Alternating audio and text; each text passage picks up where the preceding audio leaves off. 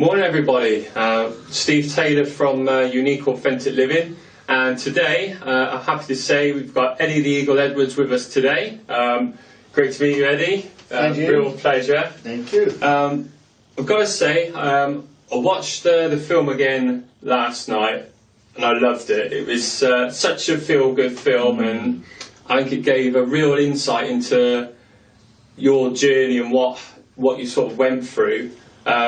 Sort of from both good and bad. What was it like seeing yourself on film? What did that feel like? Very strange, quite surreal really, but Taron Egerton, who played me, did such a good job. He looked just like I looked 28 years ago. He had the chin, he had the moustache, the glasses, the hair. He sounded like me, he acted like me. He did a wonderful job, and that made it very easy to watch. So yeah, he did a really good job. So I loved it. Yeah. Did he spend sort of much time with you, getting to know you? No, not that much really. I spent an afternoon with him down at Pinewood Studios, sitting with him, chatting with him over tea and biscuits and stuff. Because he lives not too far away. I think it's Aberystwyth area or somewhere, not far in Wales. And but he wanted to get an idea of my accent and my mannerisms and things. Yeah. Picked it up very quickly, and he must have studied a lot of video footage from Calgary and from some of the other competitions that I did around that time, and he did an excellent job. Brilliant. How close was it to reality, the actual film itself? I know Hollywood takes sort of liabilities with certain things, but how close was it to your actual story, do you think? Difficult to say. I mean, I think it's about 75%, 80% true. It's just that they've condensed certain things, they've expanded on other things. They've only concentrated on a very small aspect of my life as a ski jumper, which the film actually only represents about 5% of my life as a ski jumper. There was a lot more stuff that they could have put in the film, but they didn't. But what they did put in, they did very well. Yeah, I was blown away by it when I first saw it, and you know, I'm very pleased and proud to be a part of the whole project. It was incredible, and yeah, they did a really good job. Because did it take 17 years to get to screen, is that right? Yeah, well, kind of. I signed this deal 17 years ago to make the film, to a very small company in LA. And they had to raise the money for the film, trying to find a director, trying to find somebody to play me. They were looking at people like Steve Coogan, Robbie Williams, Simon Pegg, Rupert Grint, all these people. And then all of a sudden I did Splash about 3 years ago, the diving show, and Dexter Fletcher saw me in Splash, thought, oh, there's a story there. And then he'd heard that I signed rights to make a film about my life. He got Matthew Vaughan, I suppose, him and Matthew bought the rights, and they said, right, we're going to make it, and they got straight on with it. So yeah, it took the whole project from signing it 17 years ago, it eventually got made. I never thought it was ever going to be made after a couple of years, and I just got on with the rest of my life. I did my law degree, I got married, I had kids, carried on doing my PR work, and because of Splash, I'm doing the show, you know, it created the momentous to make the film, so I was very pleased. I think, like you say, it's sometimes it's a case of that you said that you didn't think it was actually going to happen, and you'd actually sort of moved on. So in a lot of ways, it was almost a persistence, really, to keep in with it, that it was going to happen or not. It was, and it was. Well, I've always enjoyed doing the PR side, because the variety of work that I do, and I travel all over the world, you know, opening fun rides, opening hotels, doing speeches, cruises, all kinds of things, and I get a chance to do the odd TV show like Splash, Winter Wipeout, Let's Dance for Sport Relief, you know, all kinds of stuff like that, and they're good fun, and you know, it creates, you know, more work for me in the future, but I never thought that doing Splash would create the impetus to make the movie, and I'm so glad they did. Like I say, it's been a long time now, 17 years since I signed the deal and 28 years since Calgary. But in a way it was good, because if they'd made the film 17 years ago, it would have been a very different film. Technology's moved on, they in the film you get a really good jumper's eye view of what it's like to ski jump, which you wouldn't have got 17 years ago. In the film. So in a way, I'm very pleased that it's taken this long, because you know, it is such a good film, and I don't think it would have been anywhere near as good a film if it had been done, you know, many years ago. And so sometimes everything sort of happens for reasons which have been put off, and then it's yeah. That's right. And sometimes, you know, that delay can actually be an advantage, because technology moves on and makes it easier and makes it cheaper to do. So yeah, I was very pleased in the end, and I'm just glad they got it done in the end. I never thought they would make a film. I never dreamed 28 years ago when I was jumping at Calgary that 28 years later they'd be making a film about my life. And when they made Cool Runnings about the Jamaican bobsled team, I never thought that you know, they'd make another film about the same Olympics, because we were at the same Olympics in Calgary. But I'm very pleased that they did, and that they made such a good script, and that they made it, and it's such a good film. I've seen it 11 times and it still makes me cry. So yeah, that's great. Well, if you could sort of take us back to sort of 1988 when you were at Calgary and you were about to do, is it the 70 metres you did first? Is that right? Sort of, can you give our readers and listeners a flavour of what that was like when you sort of on the first jump? It was quite difficult at Calgary, because I arrived the day before the opening ceremony, and the opening competition, the 70 metre competition, was the next day. So we didn't have much time for training. We didn't have an official training day. Actually, we did have an official training day the day before, or during the day of the opening ceremony. But my bindings were being crushed on the plane going to Calgary, and I had to look around for another pair of bindings that I could use. And by the time I'd found bindings and they were put on my skis, I'd already missed 2 jumps. So I got 1 practice jump on the 70 metre, and then the next day we went straight into the competition. So I hadn't had very good preparation for the Olympics for the 70 metre. But it was great fun, you know. For me, getting to those Olympic Games was just an incredible feat, and I always hoped that I would get there. And in the end, I made my dream come true, and it was brilliant. And you know, watching the opening ceremonies and the Olympic flame came, or the Olympic torch came in, and they lit the Olympic flame, and I thought, wow, this is it. I'm here. This is fantastic. And I enjoyed every single minute of those 2 weeks while the Calgary Olympics went on. And did you sort of decide off in the film? It's almost as if you decide off the cuff almost to do the 90. Was that how it worked out, or did you plan it? Or? No, I was always planning to do the 90. It was just in the film they made it look as if it was my very first jump off the 90, but I'd only done about 5 jumps off the 90, whereas all the other jumpers there had done about 20,000 jumps off the 90, even more, 30,000 jumps. Right. So to symbolise that, they made it look like it was my first, because I was very much a beginner. When I was jumping at Calgary, very much a beginner. I'd only been jumping for 20 months. Everybody else there had been jumping for 20 years, 30 years. So, you know, and they wanted to emphasise that fact by pretending it was my very first jump. But in reality, it was almost my very first jump, because I'd only done about 5. So, yeah, it was very, very scary. Yeah, very scary. Because what I was going to sort of, what really interests me as well, you know, and it's a great story, your story, is it seems to be a lot of dealing with adversity because, you know, I'm from Cheltenham myself, and it's, you know, you wouldn't necessarily think that, you know, the idea would be, oh, I'm going to be a Winter Olympian. It would be almost like one of the most, you know, biggest sort of thing that you could do almost. What sort of give you that sort of fire in your belly to think to do that? What got you to that, do you think? I've always had I've always been interested in sport, doing sport, but then when I was a kid, when I was a little boy, I had a real bad problem with my knee, an infection in my cartilage in my knee, and I was out of action, couldn't do any sport for about 2 years, in and out of hospital, in and out of plastic cast. And then when I got the chance to go on my very first school ski trip, because I did lots of sports, I did football, cricket, rugby, kung fu, karate, judo, trampolining, tennis, all kinds of sports. Loved it, did everything. Yeah. And it was great fun. But when I started skiing, that was the sport that I thought, I like this, and it ticked all my boxes. And I was very lucky. I had Gloucester Ski Centre just 10 miles away, and it became my home, literally. I was up there every night after school, all weekend, all school holidays. I lived and breathed skiing. And then, when I left school, I decided to go off to Italy and work for a travel company, and did lots and lots of skiing out there all winter for 3 years. Just coming back for a little bit in the summer to do a bit of racing and work in the building with my dad. Yeah. And then, it's been a dream since I was about 8 years old to go to an Olympic Games. I never thought that I would do it skiing or ski jumping. That was the way it turned out. But it's amazing, from learning to ski on a school ski trip at 13, led me to the Olympic Games 11 years later. Yeah.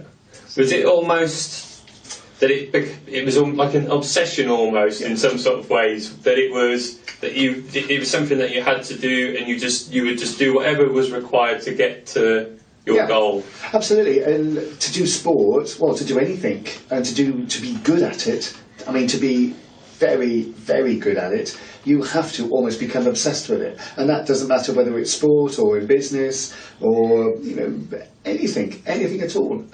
You have to almost become obsessed with it, because that's where you've got fire, you've got drive, you've got ambition, and you want to go places with it, and you just love doing what you're doing. I love skiing, and I'm still just as excited to put a pair of skis on now as when I started when I was 39 years ago. So I still love doing it. So I was very lucky to find something that I love so much and I'm so passionate about, at an early age. Well, I wish I'd have been even earlier, really. Yeah. But then I might not have done skyline ski jumping. That was the way it turned out. So in a way, it was just I was in the right place or the wrong place at the wrong time, as some people might say.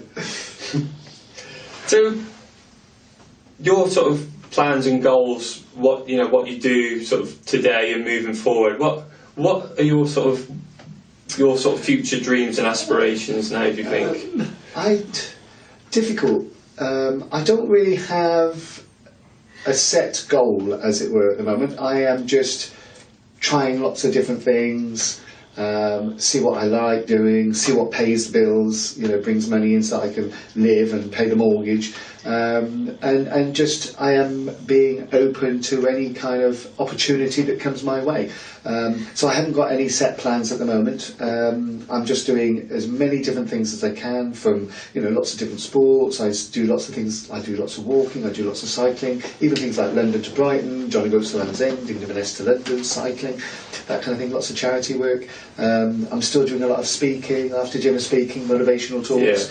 I've got a theatre tour next year which I'm doing, and it'll just see what happens and see where it leads. I might go down the acting route and do a bit of acting maybe. I like my dancing, so I might do a bit more in dancing because that keeps me fit anyway. But I've got no set plans to do anything at the moment.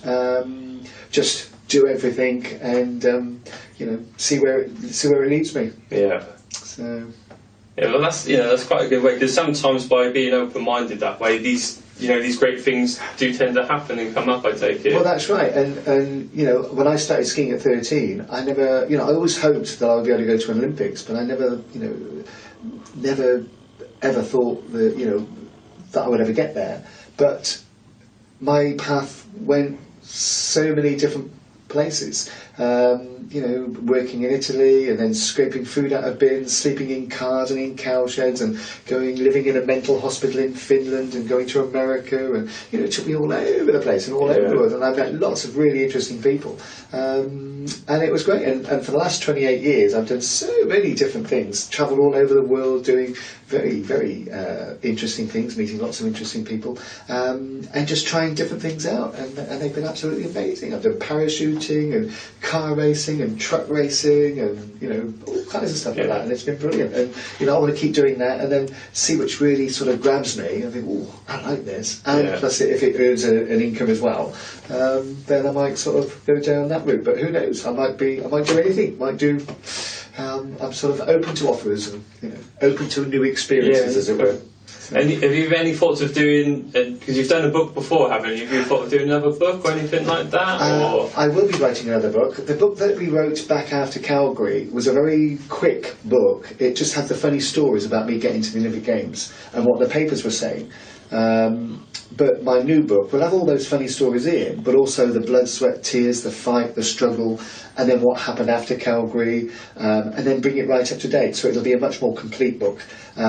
So probably over the next year or two, we'll get that out. And see what happens with that, and who knows, I might write another book, or I might, I'm definitely going to be doing skiing. I'm never going to be skiing up. I mean, I'll be skiing on my 100th birthday. I'll be in Switzerland somewhere skiing down the mountain. So I'll always be skiing, but I want to see what other things I can do, and whether I'm good at it, and go from there, really. Yeah. So.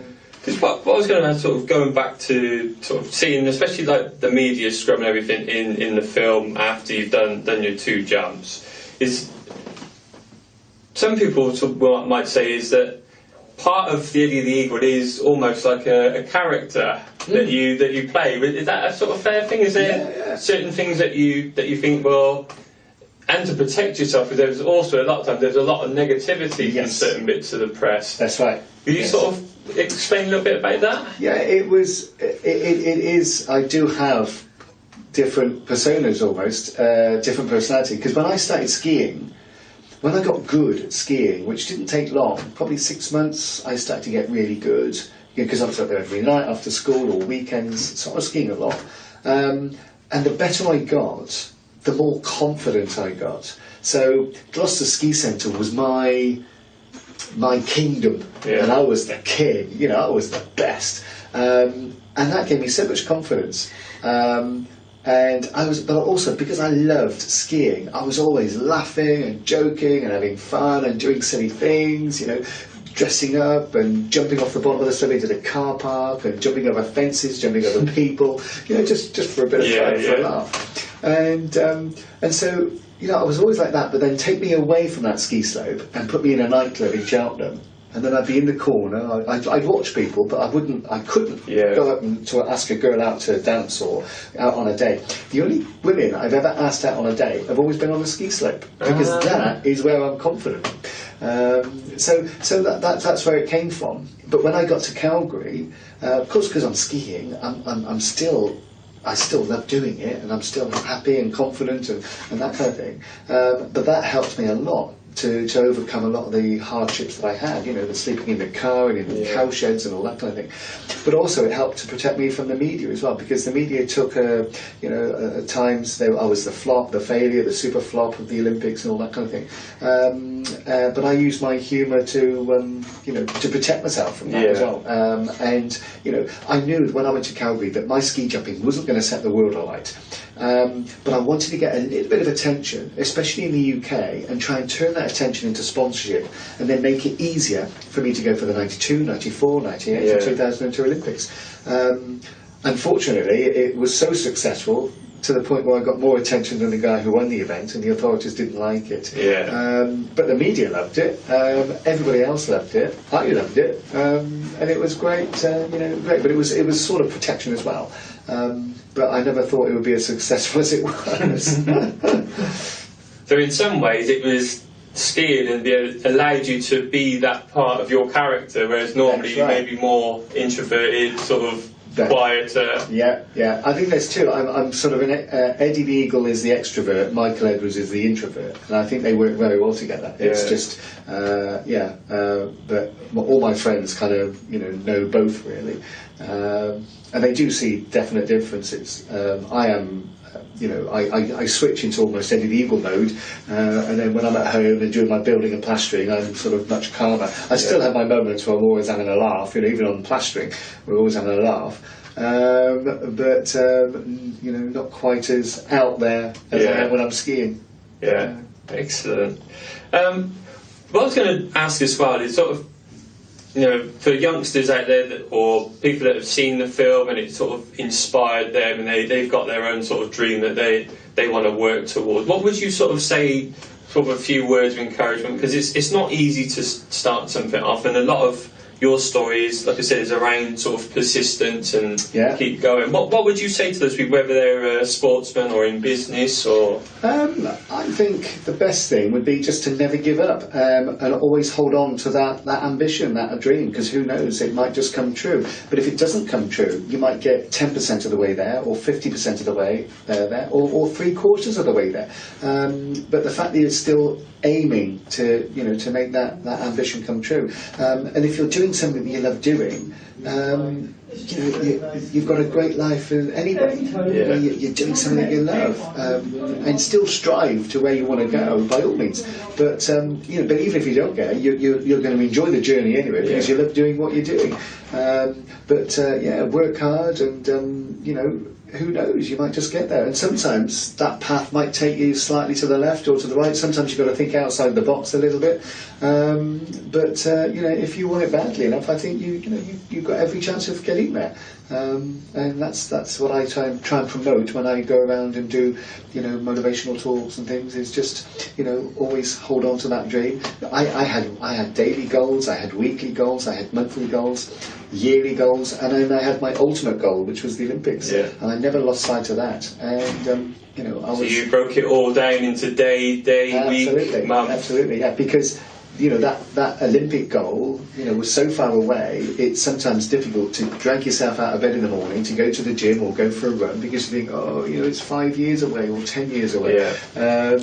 But having daily goals, to achieve certain things, made it a lot easier. And you had something you had to concentrate on that day, and then that week, and that month, and that year, and that made it a hell of a lot easier. So excellent. Yeah. Well, thank you for that, Eddie, and that sort of wrapped everything up. So thanks again. Thank you.